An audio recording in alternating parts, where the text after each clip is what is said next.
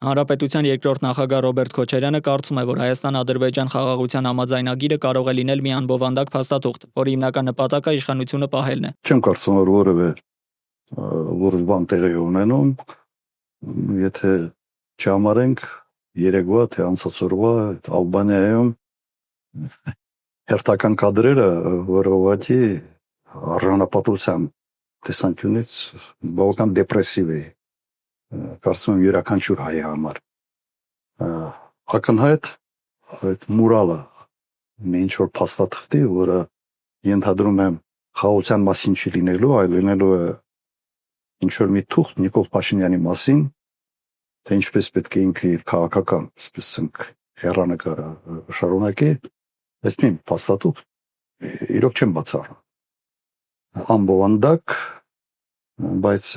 ավելի շատ ներքաղաքական նպատակներ հետապնդող։ Ըստ նախկին նախագահի գործող իշխանություններին չի հետաքրքրում գերիների վերադարձի հարցը, ավելի նրանց ձեռնտու չէ Արցախի ռազմաքաղաքական առաջնորդների ազատումը։ Հարցը հետաքրքրում է այս իշխանության,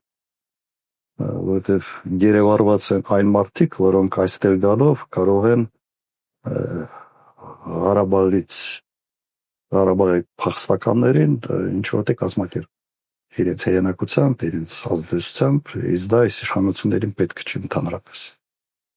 Այս վիճակը ամենից հարմար վիճակն է այս իշխանությունների համար։ Լրագրողների հարցերին ի պատասխան անդրադառնալով 2008 թվականին Սերժ Սարգսյանին աջակցելու իր որոշմանը, Քոչարյանը բացատրել է, որ առաջնահերթ խնդիրը Հայաստանի անվտանգային հարցն է եղել։ Ես ասեմ իմ մոտիվացիա։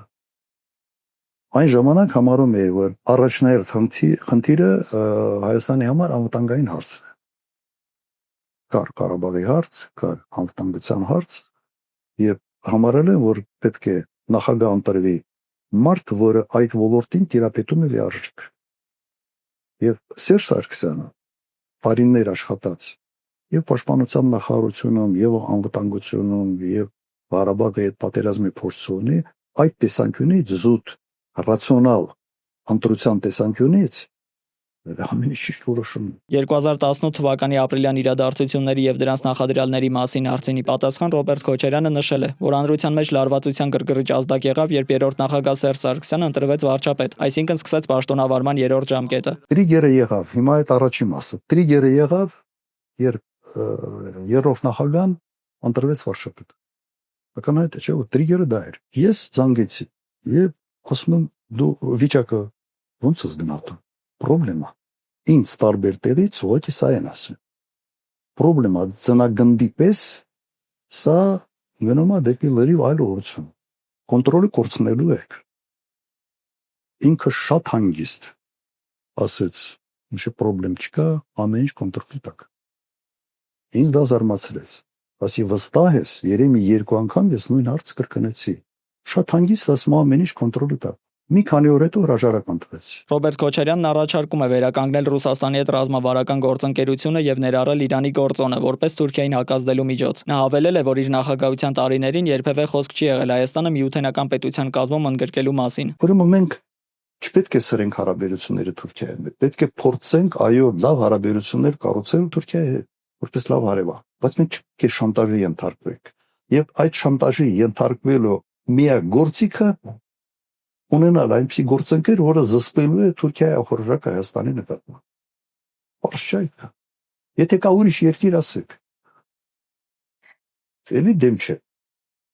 Մանգանք այդ երկիրը։ Հիմա Միացյալ Նահանգները հաստատ հարավային Կովկասով Միացյալ Նահանգները ակտիվ չեն զբաղվում։ Հաստատ չեն զբաղվում, դա սա ակնհայտ։ Հիմա մենք մեր անվտանգությունը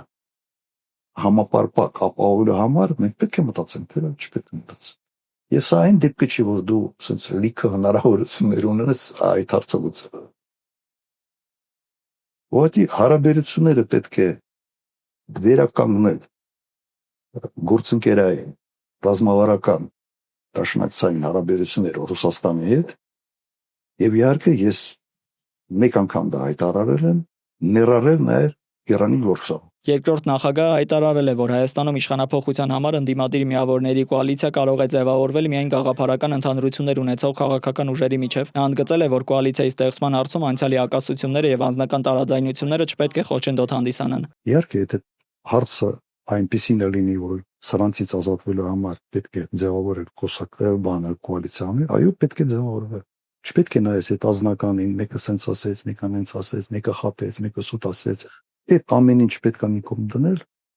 եւ քննարկել կոալիցիա ձևավորելու ասել։ Բայց ընտրությունների գնալը ես չեմ տեսնում այս պարագայում միասնական ինչ-որ մի լայն դաշտով ընտրության գնալ չի ստացվելու։ Գոնե գաղափարական հարաբերությունների տեսանկյունից իրար հետ լավ կոմունիկացիա ունեցող միավորները կարող են ավելի մեծ միավորներ կազմել գնալ ընտրությունների։ Մենք երբեք չպետք է այդ ազնական հարաբերությունները թերագնահատել։ Եվ ստե միայն ազնական հարաբերությունները չէ, ստե նաև բավական երկար ժամանակ